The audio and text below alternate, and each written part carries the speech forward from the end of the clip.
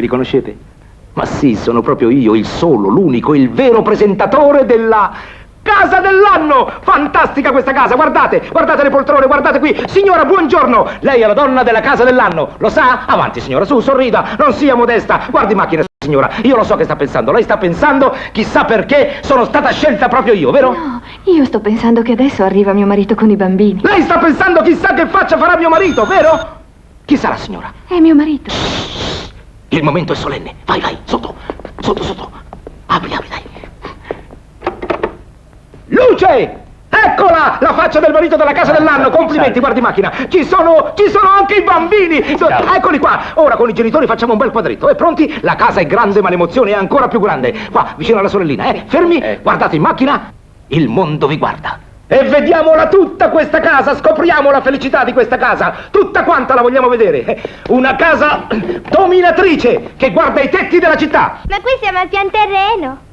Ma certo, perché è una casa con i piedi piantati per terra, una casa senza fronzoli, sicura, come è sicura lei. Signora, mi dica come fa con queste mani a tenere la casa così splendente? Beh, ci vuole un po' di cura. Ah, che lei mette in tutti i particolari, qui, e anche qui.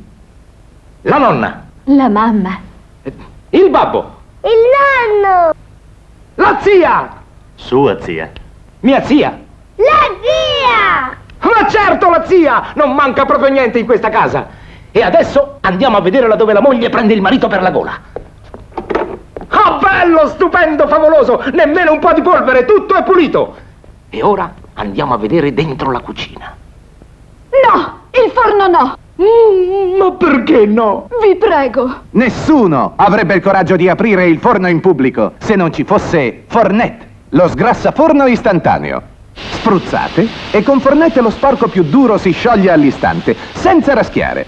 Guardate, con Fornet tutto è igienico e splendente, come nuovo. E non dimenticate il piano della cucina. Ed è facile usare Fornet. E per i vostri pavimenti date kilowatt di luce, date cera Overlay.